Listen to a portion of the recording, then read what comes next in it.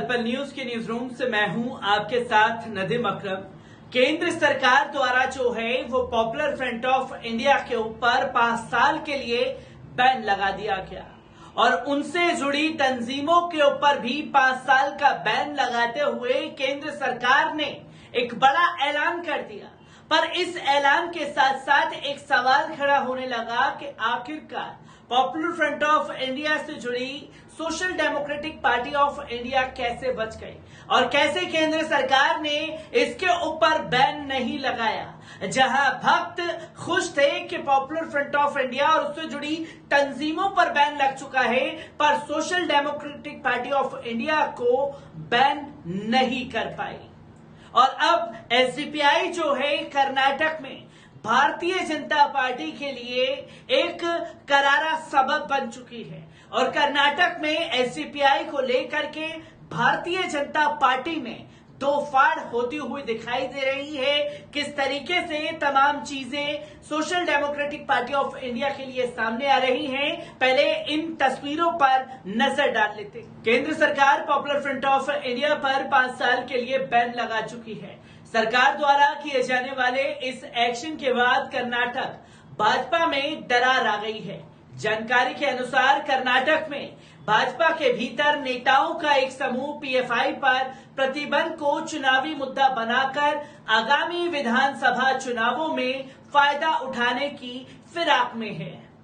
भाजपा के एक वरिष्ठ नेता और विधायक ने कहा है कि पार्टी के भीतर एक चिंता है कि पार्टी द्वारा उठाए गए मुद्दों का प्रभाव कर्नाटक में ही काफी जगहों पर अपर्याप्त है। वहीं दूसरी ओर पॉपुलर फ्रंट ऑफ इंडिया पर बैन लगना कर्नाटक में एसडीपीआई के लिए बड़ा मौका लेकर आया है। एसटी से बात करते हुए नाम न लेने की शर्त पर कर्नाटक भाजपा नेता ने कहा कि चाहे वे हिजाब हो, धर्मांतरण विरोधी विधेयक या यहां तक कि पीएफआई पर बैन को लेकर पार्टी द्वारा लिया गया स्टैंड हो, ये मुद्दे ज्यादातर तटीय कर्नाटक हिस्सा हो सकते हैं, जबकि दक्षिण कर्नाटक के जिलों में अधिक ध्यान देने की जरूरत है, जहां हमारे पास अभी भी जीत दर्ज करने के लिए बहुत कुछ करना बाकी है। इसलिए यदि आप मुझसे बैन से हुए राजनीति लाभ के बारे में पूछते हैं तो मैं कहूंगा ये काफी सीमित है। Social democratic party of India यानी कि एसडीपीआई पर अपने मूल संगठन पीएफआई पर बैन लगाने के बाद सरकार के फैसलों ने अटकलों को हवा दी है कि एसडीपीआई आगामी विधानसभा चुनावों के लिए भाजपा के लिए मुश्किलें पैदा कर सकता है। राजनीति विश्लेषक प्रोफेसर मुजफ्फर अजदी ने कहा कि पीएफआई पर प्रतिबंध अल्पसंख्यक समुदाय को एकजुट कर सकता है। पीएफआई पर प्रतिबंध एसडीपीआई को मजबूत कर सकता है। मुझे लगता है कि अब वे 2023 के विधानसभा चुनावों में 100 सीटों पर चुनाव लड़ने की सोच रही होगी। अल्पसंख्यक समुदाय ये मान सकता है कि उनकी आवाज को दबाया जा रहा है और वे फिर से संगठित हो सकते हैं। बेशक कांग्रेस की इसमें सबसे बड़ी हार होगी। हालांकि कांग्रेस के एक वरिष्ठ नेता ने इससे असहमति जताई है। उनके अनुसार पीएफआई पर प्रतिबंध के लिए देश में मुस्लिम पार्टियों का समर्थन इस बात का संकेत है कि समुदाय सांप्रदायिक राजनीति का समर्थन नहीं करता है। कहा कि इस प्रतिबंध के परिणाम स्वरूप लोगों को ये एहसास होगा कि भाजपा और आरएसएस को सत्ता से हटाना सबसे महत्वपूर्ण है। लोगों ने महसूस किया है कि भाजपा इन संगठनों का इस्तेमाल मुस्लिम वोट को बांटने के लिए कर रही है। जो समुदाय पहले से ही सरकार की सांप्रदायिक नीतियों से निराश है, वे आगामी चुनावों में तटीय क्षेत्रों में हमारा समर्थन करेगा। हम समाधान हैं। पुराने घटनाक्रम पर गौर करें तो 2018 के विधानसभा चुनावों में उत्तर कन्नड़ की जिले की 6 सीटों में भाजपा से 4 पर जीत हासिल की थी। एक साल बाद राजनीतिक संकट के बाद शिवराम हेबार कांग्रेस से पार्टी में शामिल हो गए। उडुपी जिले में भाजपा ने सभी 5 सीटों पर जीत हासिल की और दक्षिण कन्नड़ में 8 में से 7 सीटें जीती थी। कांग्रेस को सिर्फ 1 सीट से संतोष करना पड़ा था। हालांकि 2013 के विधानसभा चुनावों में परिणाम काफी अलग थे। कांग्रेस ने उडुपी में 3, दक्षिण कन्नड़ में 7 और उत्तर कन्नड़ में 3 सीटें जीती थी। 2018 में हिंदुत्व की लहर के दौरान खोई हुई कुछ सीटों को वापस लेकर कांग्रेस आगामी चुनावों में इस क्षेत्र को अपने प्रदर्शन में सुधार की उम्मीद कर रही है। दक्षिण कर्नाटक क्षेत्र को फिर से हासिल करने की कोशिश कर रही है। कांग्रेस के लिए सबसे बड़ा सिरदर्द एसडीपीआई रहा है, जो तटीय कर्नाटक में कांग्रेस के मुस्लिम वोट बैंक पर कब्जा कर रहा है, जबकि एसडीपीआई ने इस क्षेत्र में कोई भी विधानसभा क्षेत्र नहीं जीता है। हालांकि उनके वोट शेयर में वृद्धि देखी गई है। 2013 के कर्नाटक विधानसभा चुनाव में एसडीपीआई को 4% वोट शेयर मिला था, जबकि 2018 में चुनाव प्रतिशत 11% हो गया था। एसडीपीआई ने दिसंबर 2021 में कर्नाटक के शहरी स्थानीय निकाय चुनावों में 6 सीटें जीती थी।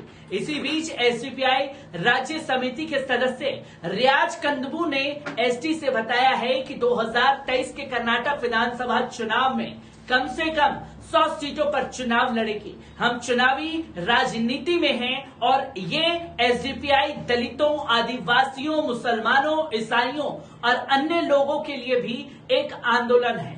हम अपने रास्ते पर चलते रहेंगे। आने वाले चुनावों में हम कम से कम 100 निर्वाचन क्षेत्रों पर चुनाव लड़ने के लिए काम करेंगे।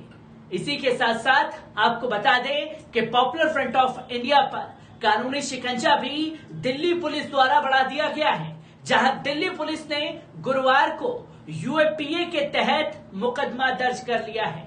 शाहीनबाग थाने में गैर कानूनी गतिविधि रोकथाम अधिनियम और 2 समुदायों में तनाव पैदा करने की धाराओं में पीएफआई के ऊपर केस दर्ज किया गया है।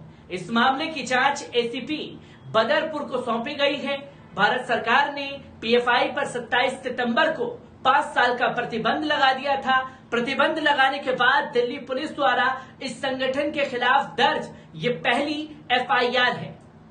शाहीनबाग थाने में तैनात इंस्पेक्टर देवेंद्र सिंह की शिकायत पर एफआईआर दर्ज की गई है। इसमें कहा गया है कि संगठन के सदस्य जन भावनाएं भड़काकर देश की संप्रभुता एवं अखंडता को नुकसान पहुंचाने की तैयारी में हैं।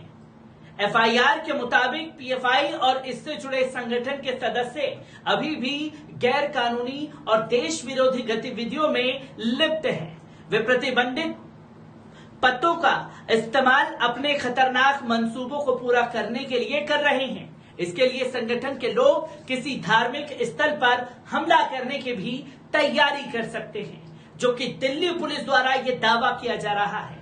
हाल के दिनों में एनआईए, ईडी समेत अन्य जांच एजेंसियों ने पीएफआई के खिलाफ ताबड़तोड़ 2 बार छापेमारी की।